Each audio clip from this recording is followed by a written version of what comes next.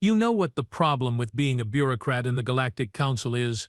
Nobody tells you the truth until it is far, far too late. My name is Vril Tokmar, and I have been a mid-level compliance observer for the Council for approximately 14 cycles. 14 cycles of monitoring trade disputes, 14 cycles of filing reports that nobody reads, 14 cycles of absolute mind-numbing boredom. So when they assigned me to oversee the human integration protocols at Station Meridian 7, I thought, finally, something interesting. Oh, how spectacularly wrong I was. Let me back up. Humans, if you have not had the pleasure, are what we politely call a Category 9 Death World species. What that actually means is that their home planet is a nightmare hellscape that should not support intelligent life, and yet somehow these bipedal maniacs not only survived but thrived. Earth has weather patterns that can level cities, predators that can crush steel, diseases that mutate faster than our best scientists can track, and gravity that would make most species need mechanical assistance just to turn upright. The humans? They call it home. They call it, and I am not making this up, cozy. But the Council, in its infinite wisdom, decided that humanity had achieved sufficient technological development to warrant provisional membership. Provisional, meaning we were going to watch them very, very carefully, because the last time we let a Death World species into the Council without proper vetting, the Chronicles ate 3 diplomatic delegations before we realized they considered negotiation to be a form of foreplay. Station Meridian 7 sits at the edge of neutral space, a perfect location for cultural exchange and mutual understanding. It is also, as I would soon learn, a perfect location for everything to go catastrophically wrong. The day it happened, I was in my office reviewing what had to be the most tedious complaint I had ever seen. Some Flixian merchant was upset because a human trader had sold him what he called substandard protein bars. The human defense was that the bars were perfectly fine and that the Flixian simply had, quote, weak stomach game. I was still trying to figure out what game had to do with digestive systems when my communicator started screaming. Not beeping. Screaming. Observer Tukmar. The voice belonged to Station Security Chief Morvan Khalid, and he sounded like someone had just told him his ship was on fire. We have a situation in Market District 7. You need to get here immediately. I have learned that when security uses the word situation, what they actually mean is disaster that will probably end my career. I grabbed my data tablet and hurried through the station corridors, my 4 legs carrying me as fast as dignity would allow. The Market District was usually peaceful, a place where dozens of species mingled to trade goods, share meals, and pretend that ancient grudges did not exist. Today, however, I could hear the commotion 3 corridors away. The crowd had formed a circle, and in the center stood Enforcer Dravix Call. Now, Dravix is what we call a Thorian, which means he is approximately 8 feet tall, covered in armored plates, and has the personality of a territorial predator who skipped breakfast. He is also technically within his rights to enforce council law on the station. Technically, what Dravix was not within his rights to do was grab a human child by the arm hard enough to leave marks. The child, a small female who could not have been more than 6 or 7 years old by human standards, was crying. Not screaming, not throwing a tantrum, just quietly crying in that way that makes even my cold, bureaucratic heart feel something uncomfortable. Standing between Dravix and the child was a human female, mid-30s, with dark skin and hair pulled back in what humans call a ponytail. Her stance was calm, too calm. The kind of calm that predators display right before they strike. "Let go of my daughter," the woman said. Her voice was level, almost pleasant. Now, Dravix, demonstrating the intelligence that had gotten him assigned to this backwater station in the first place, did not let go. Instead, he yanked the child closer. "This juvenile stole from a vendor," Dravix announced to the crowd. "I am authorized to detain thieves regardless of age." "She took 1 piece of fruit," the mother said, still in that terrifyingly calm voice. "She is 6 years old, and she thought it was a sample. I was coming back to pay for it." "Theft is theft," Dravix said. And then, because the universe apparently decided that this day needed to get worse, he struck the child across the face. Not hard enough to cause serious injury. Just hard enough to make a point. Just hard enough to make the biggest mistake of his entire life. The market went silent, completely, utterly silent. Even the background hum of the station seemed to pause, as if the universe itself was holding its breath. The human mother did not scream, did not shout. She simply moved. I have seen combat footage. I have watched training simulations of various species' military forces.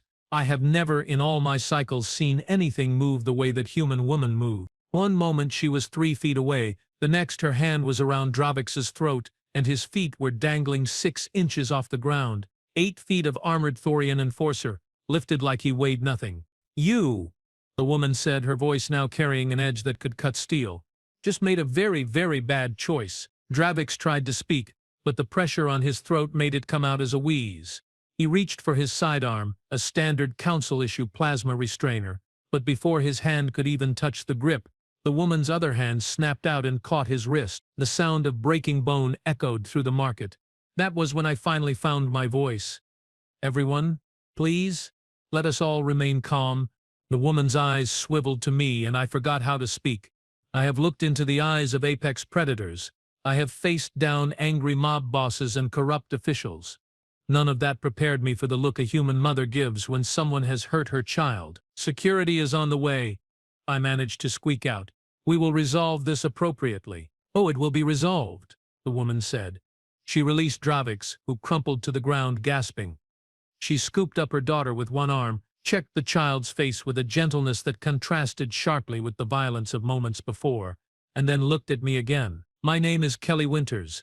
My husband is Commander Marcus Winters of the Earth Defense Exploration Fleet. He is going to want to know about this." My blood, all 3 types of it, ran cold. The Earth Defense Exploration Fleet, EDF for short, the human military branch that had just last cycle successfully repelled a Chronicles raiding party using nothing but kinetic weapons and what their report called creative problem-solving. The same EDF that had 3 ships currently docked at this very station. "I am certain we can discuss this reasonably," I said, trying to project calm authority and probably failing miserably. "If you would please come to my office." "I will be in my quarters," Kelly Winters said. She looked down at Dravix, who was still on the ground. "And he should start running." She walked away, her daughter tucked safely against her shoulder, and the crowd parted for her like she was radioactive, which, given what I knew about human protective instincts, she might as well have been. Dravix finally got to his feet, cradling his broken wrist. "You saw that?" he snarled at me. "She assaulted an officer of the council. I want her arrested immediately." I looked at him, really looked at him. At his bruised throat, his broken wrist, his rumpled uniform. And I thought about the fact that I had just watched him strike a child in front of dozens of witnesses. "What I saw," I said carefully, "was you striking a minor without proper cause. What I saw was you creating an interstellar incident. What I saw was you potentially starting a war. Over one human child?" Dravix laughed, though it sounded strained. "The council will never—" "The council," interrupted Security Chief Kell, who had finally arrived with a full security team, "does not make decisions based on what we think is reasonable. The council makes decisions based on treaty law. And according to the Human Integration Treaty, any act of violence against a human minor is considered grounds for immediate disciplinary review." Dravix's face, what little I could see past his armor plates, went pale. "You cannot be serious." "Article 12, Section 4. I said, pulling up the relevant document on my tablet. "Violence against minors of any species by council personnel shall be treated with maximum severity." It was the humans' only non-negotiable demand during treaty negotiations. "Why would they?" Dravix started to say. "Because they are humans," Calais said flatly. "Because their entire species has an irrational, overwhelming protective instinct toward their young. Because hurting their children is literally the one thing guaranteed to make them abandon all reason and diplomacy." I nodded. "We tried to tell you this in the cultural briefings. Did you not attend any of them?" Dravix said nothing, which was answer enough. "Get to the medical bay," Cal ordered, "and then get to your quarters and stay there until we sort this out." As Dravix limped away, I turned to Calais. "How bad is this going to get?" Cale's expression was grim. He is a Vexian. So grim for him involves all 4 of his eyes narrowing at once. "Commander Winters' ship docked 2 hours ago. He was meeting with Admiral Crane about extending their patrol route. Want to guess what he is doing right now?" I did not need to guess. I knew. 30 minutes later I was proven correct when Commander Marcus Winters walked into station control like he owned the place. He was tall even for a human, with the kind of build that suggested he had personally wrestled the gravity on his homeworld into submission. His uniform was crisp, his expression was neutral, and his eyes were the coldest things I had ever seen. "Station administrator," he said, his voice perfectly professional. "I would like to file a formal complaint regarding an assault on a member of my family by one of your enforcers." Administrator Ulith, a Hixian who had been doing this job for 30 cycles and thought he had seen everything, actually trembled. "Commander Winters, I assure you that we are taking this matter very seriously. The enforcer in question has been confined to quarters." "Confined to quarters," Winters repeated. "How interesting. Tell me, Administrator, what would happen if I walked into your home and struck your child?" Ulith's skin changed colors, cycling through confusion, fear, and resignation. "That is not a fair comparison, is it not?" Winters leaned forward slightly. "Because from where I am standing, one of your people assaulted my 6-year-old daughter for the crime of taking a piece of fruit she thought was free. He then struck her in the face, in front of witnesses, and your response is to send him to his room." "Commander, please understand," I interjected. "We are following proper protocol for—" "I understand perfectly," Winters said, turning those cold eyes on me. "I understand that this station operates under council law. I also understand that council law has very specific provisions regarding violence against children. Shall I recite Article 12, Section 4 for you?" "That will not be necessary," Ulith said quickly. "Commander, what would you consider an appropriate response?" Winters smiled. It was not a pleasant smile. "I would consider it appropriate for Enforcer Dravix Kull to be formally charged, tried, and sentenced according to council law. I would also consider it appropriate for him to be banned from ever serving in any position of authority over children again." "That seems reasonable," Ulith said, clearly relieved that Winters was not demanding blood. However, Winters continued, and Ulith's relief evaporated. "I should inform you that my wife has already contacted Earth, and Earth has contacted the human diplomatic mission on the Council homeworld. And the diplomatic mission has invoked Protocol 7. I felt my organs all try to relocate to different parts of my body. Protocol 7. The humans had included it in their treaty as a safety measure, a way to ensure that their people were protected even in Council space. Nobody had expected them to ever use it. Protocol 7 allowed Earth to dispatch a military tribunal to investigate crimes against human citizens. "They cannot," Ulith whispered.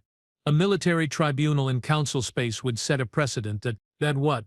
Winters asked. "That species are allowed to protect their own citizens, that we take threats to our children seriously? Tell me, Administrator, which part concerns you more? The precedent or the fact that you will have to explain to the Council why you failed to prevent this situation?" The room was silent except for the hum of the station's life support. Finally, Ulith spoke. "What do you want, Commander?" "I want Dravix Kull tried and sentenced. I want a formal apology from the Council, and I want every single enforcer on this station to undergo mandatory training on appropriate use of force, especially regarding minors. And if we agree to this, you will call off the tribunal?" Winters considered this.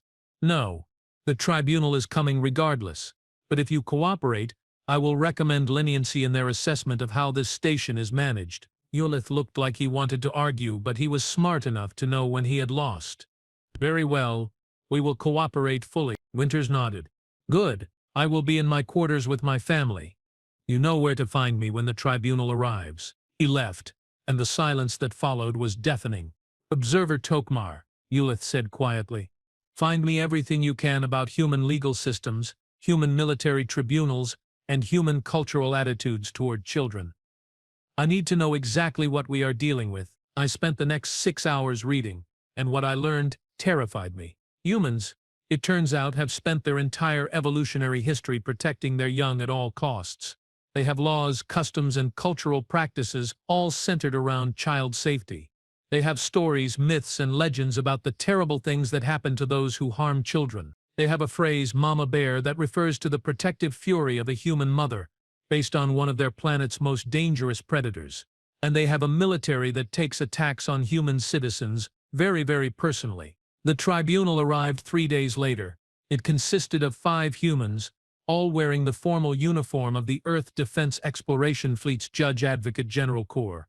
They were professional, polite, and absolutely terrifying in their efficiency. The lead prosecutor was a woman named Colonel Mara Hunt. She was small, barely 5.5 feet tall, with gray hair and glasses. She looked like someone's grandmother. She proceeded to dismantle Dravix Kol's defense like a surgeon removing a tumor. The trial lasted 2 days. 2 days of witness testimony, video evidence, and expert analysis.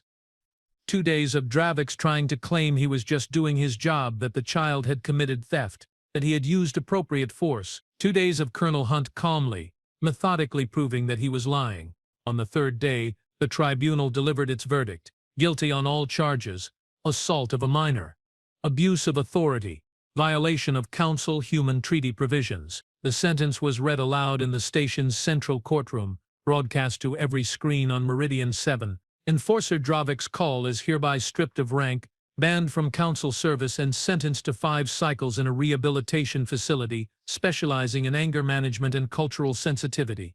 Furthermore, he is permanently barred from any Hennessy involving authority over minors of any species. Dravix stood there, his armor seeming to shrink around him, and said nothing. But here is the thing that everyone on that station learned, the thing that spread through council space faster than light-speed communication. The humans did not execute Dravix.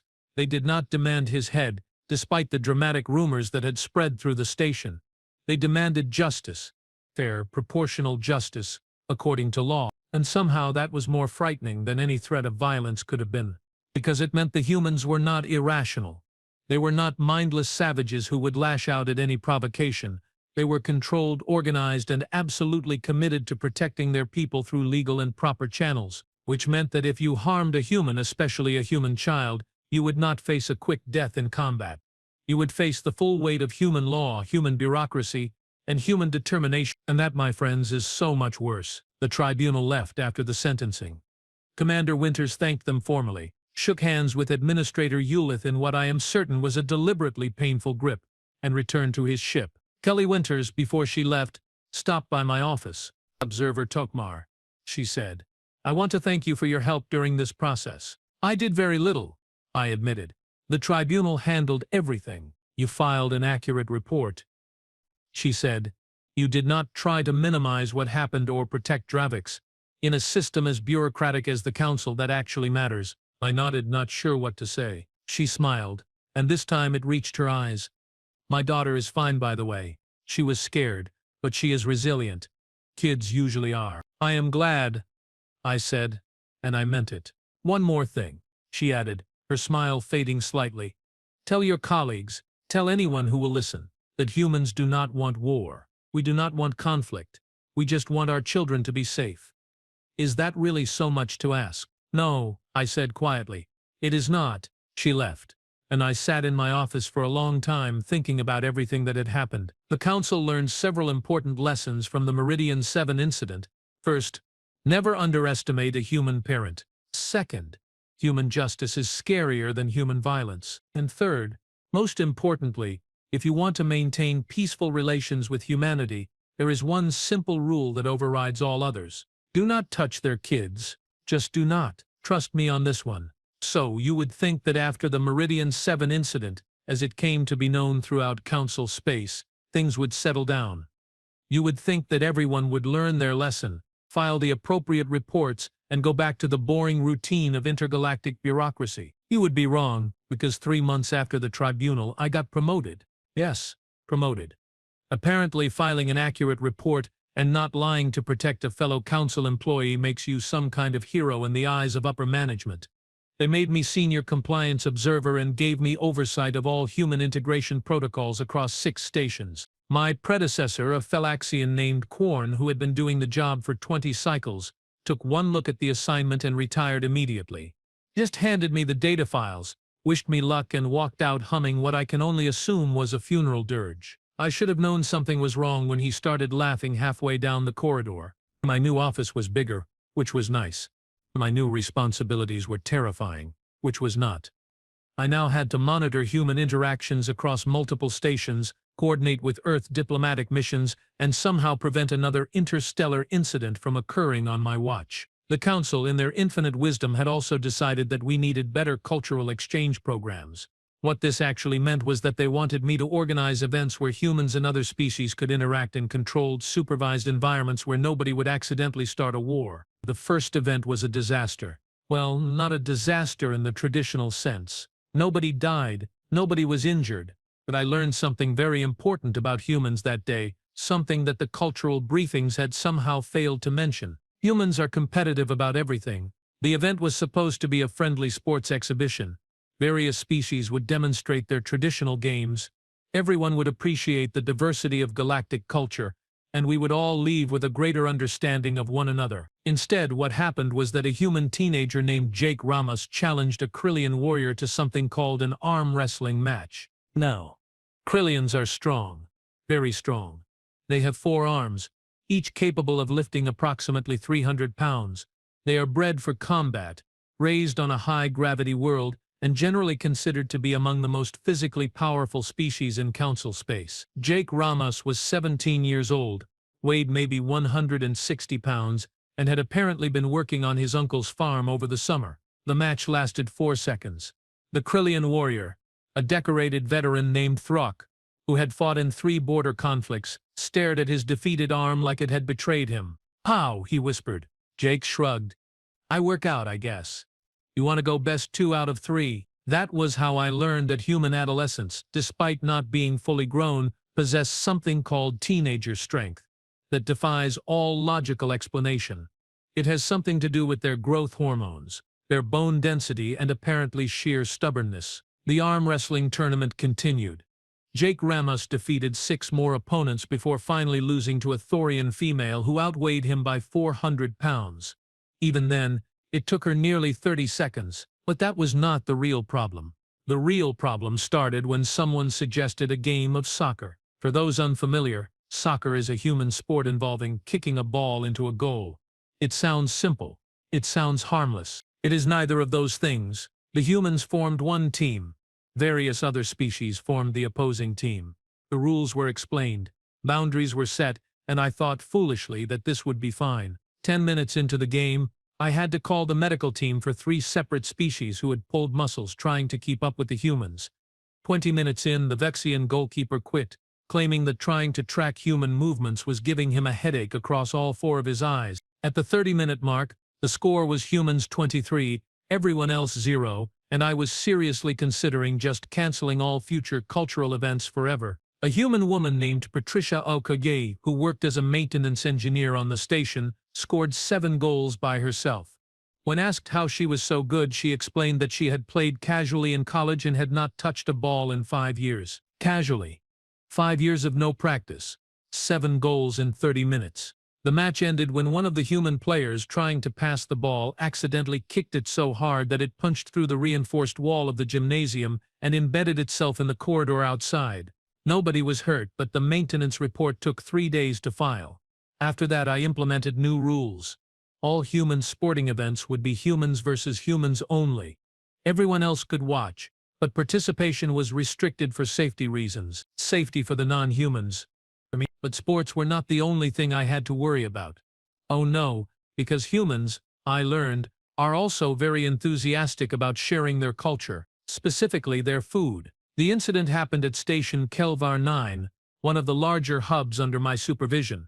A human chef named Marcus Chen, no relation to any other person named Marcus in human history I am sure, opened a restaurant serving Earth cuisine. This should have been fine. We had restaurants from dozens of species.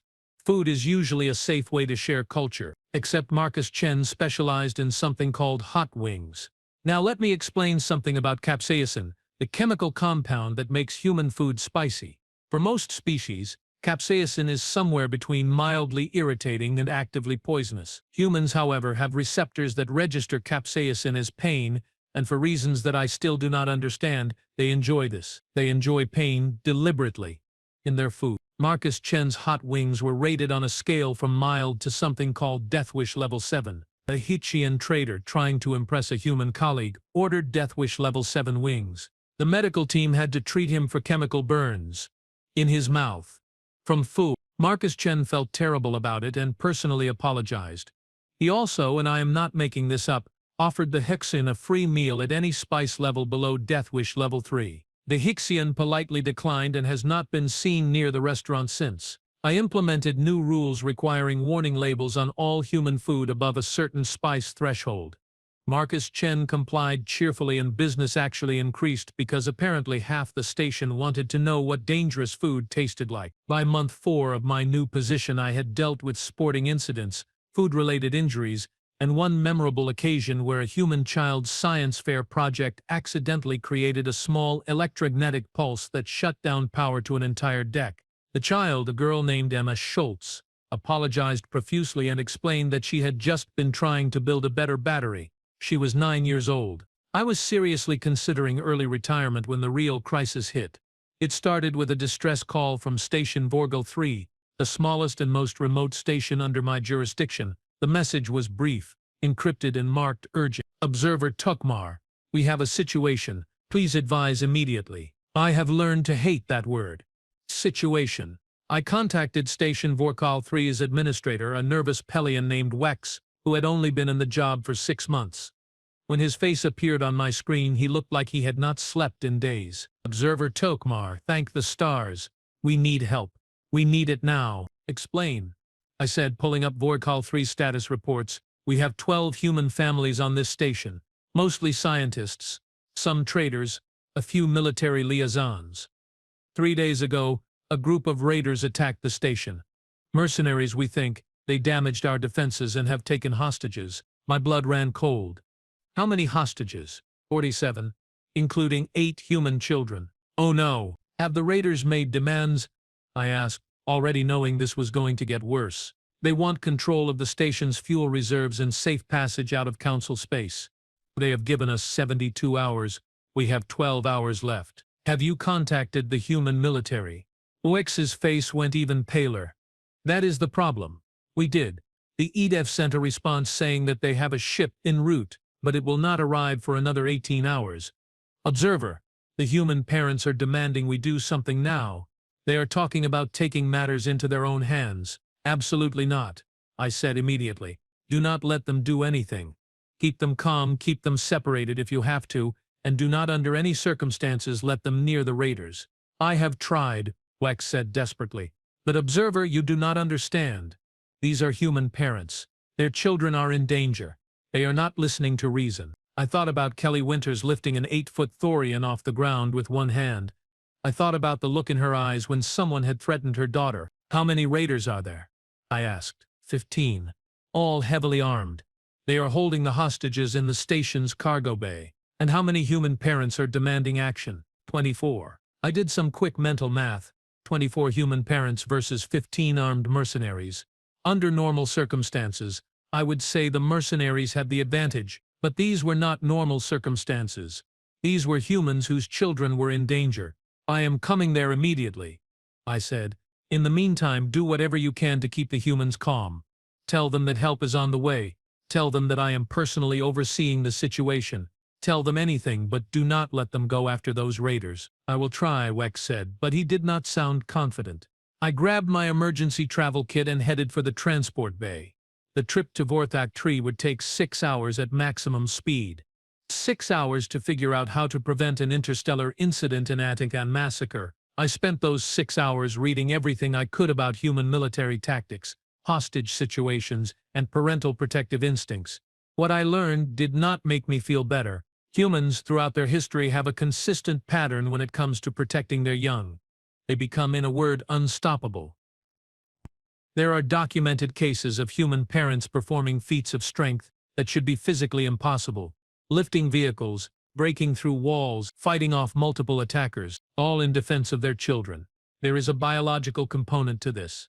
When humans perceive a threat to their offspring, their bodies flood with adrenaline and other chemicals that temporarily enhance their strength, speed, and pain tolerance. They call it a rush. Scientists call it a hysterical strength response. I call it terrifying. By the time I arrived at Station Vorgal 3, I had a plan. It was not a good plan, but it was better than letting 24 enraged humans storm a fortified position. Wex met me at the docking bay. He looked even worse in person, his skin taking on an unhealthy gray tint. Status? I asked. The same. The raiders are still in the cargo bay.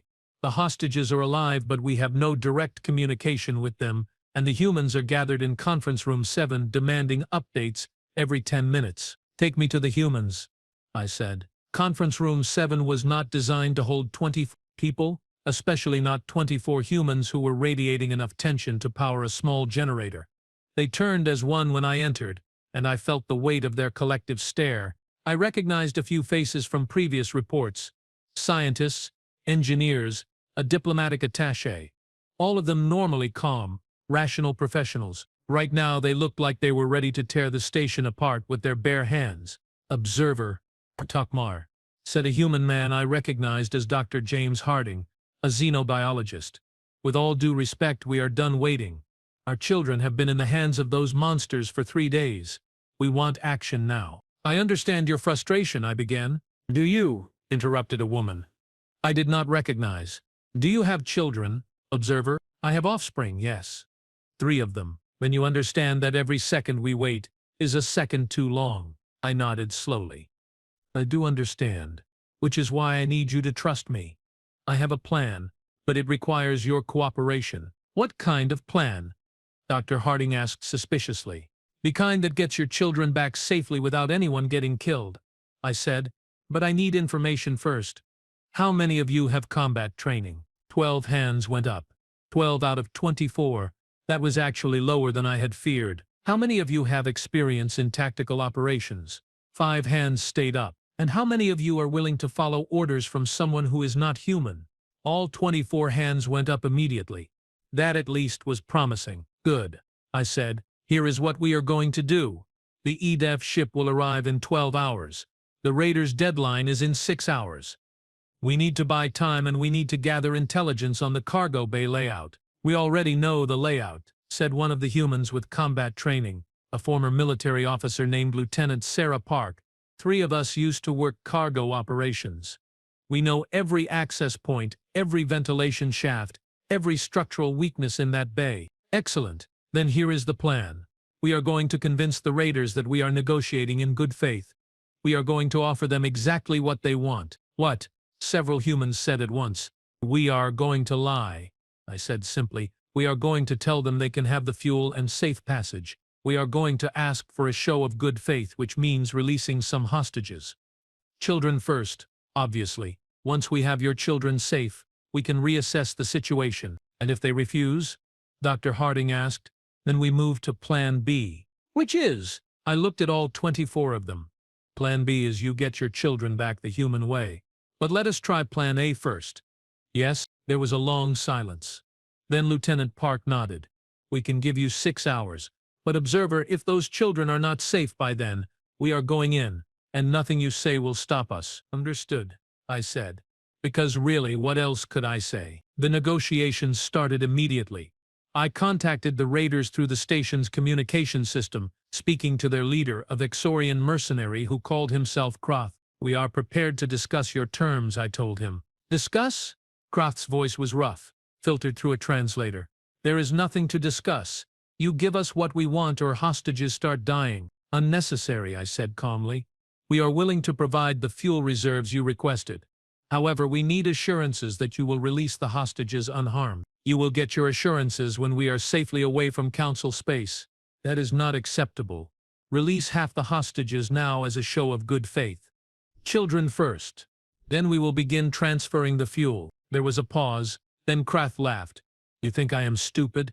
The moment I release hostages, you will try something. No deal." "Then we are at an impasse," I said, "because I cannot authorize fuel transfer without some guarantee of safety. My superiors will not allow it." Another pause. "Longer this time. Fine, I will release 5 hostages.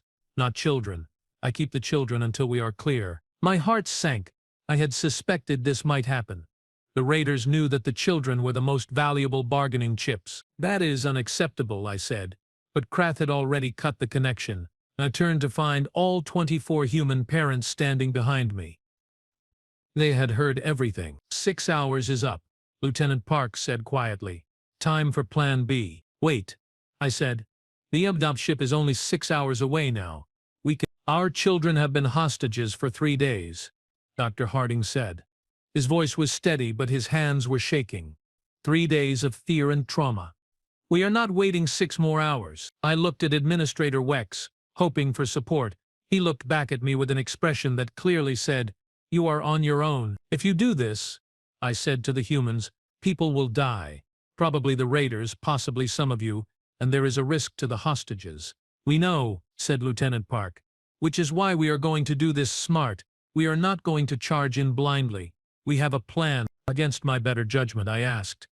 What plan? What followed was the most terrifying tactical briefing I have ever witnessed. The humans had, in the 3 days since the hostage situation began, managed to compile detailed intelligence on the raiders. They knew patrol patterns, shift changes, equipment loadouts. They had identified 3 separate entry points into the cargo bay and had calculated optimal approach vectors for each. Lieutenant Park laid it out like she was back in military command. Team 1, 5 people will create a distraction at the main cargo entrance. Team 2, another 5 will breach through the ventilation system here. Team 3, the rest of us, will use the maintenance tunnels to position ourselves for extraction once the children are clear. And what about the raiders? I asked. 15 armed mercenaries against 24 unarmed civilians. One of the humans, a quiet man who had not spoken until now, smiled grimly. Who said we are unarmed? He opened a case on the table. Inside were tools, welding torches, cutting equipment, industrial fasteners. We work on a space station, he said. We have access to everything we need. I realized with growing horror that they were serious. Completely, utterly serious. This is insane, I said. You are scientists and engineers, not soldiers. 12 of us have military training, Lieutenant Park reminded me. The rest are human. That is enough. You cannot. Observer Tokmar. Dr. Harding interrupted gently. With all respect, you cannot stop us. You can either help us minimize casualties, or you can watch us do this the hard way. Your choice. I looked at Administrator Wex again. He had gone completely pale and seemed to have given up on having any opinion whatsoever. I thought about Kelly Winters, about Commander Marcus Winters, about everything I had learned over the past 4 months about human protective instincts, and I made a decision that would probably end my career. Fine, I said, but we do this right. I will coordinate with station security to ensure we have medical teams standing by. I will monitor communications and provide real-time updates on raider positions. And if this goes wrong, if anyone dies, I am putting it in my official report that I advised against this course of action. Lieutenant Park actually smiled. Fair enough. We move in 1 hour. That hour was the longest of my life. The humans prepared with frightening efficiency. They divided into teams, distributed their improvised weapons, and went over the plan 3 more times. I watched Dr. Harding, a man who had spent his career studying alien life forms, check the charge on a modified welding torch like he had been doing it his entire life. I contacted station security and, without explaining why, had them position medical teams near the cargo bay. I also quietly had them seal off all surrounding corridors, officially for a safety drill. When the hour was up, Lieutenant Park looked at her teams. Remember, she said quietly, we are not here to fight. We are here to get our children back. Speed and precision. In and out. Everyone goes home. 24 humans nodded in unison. And then they moved. I have seen military operations. I have watched training exercises from a dozen different species armed forces. I have never seen anything like watching 24 human parents execute a hostage rescue. Team 1 hit the main entrance exactly on schedule, using a cutting torch to slice through the locking mechanism and then triggering the fire suppression system. The sudden noise and foam created chaos. Team 2 dropped through the ventilation shaft with timing so precise it had to have been practiced. They landed in the cargo bay's upper level and immediately began using magnetic grapples, tools meant for hull repairs, to incapacitate raiders. Team 3 moved through the maintenance tunnels like water finding cracks, appearing exactly where they needed to be to cut off raider escape routes. The entire operation took 9 minutes. 9 minutes from first breach to the last raider being subdued. The hostages, all 47 of them, were extracted without a single serious injury. The 8 human children were reunited with their parents in scenes that made even my cold, bureaucratic hearts ache. Of the 15 raiders, 3 were seriously injured. The rest were restrained and awaiting council security. None were killed, and somehow, miraculously, not a single human parent had more than minor cuts and bruises. When the EDF ship arrived 6 hours later, they found the situation completely resolved. The ship's captain, a woman named Commander Lisa Torres, listened to my report with an expression that cycled between disbelief, horror, and what might have been pride. "Let me get this straight," she said. 24 civilian humans launched an unsanctioned rescue operation against armed mercenaries and suffered 0 casualties. "Correct," I said tiredly. I had been awake for 30 hours straight and my grammar was suffering.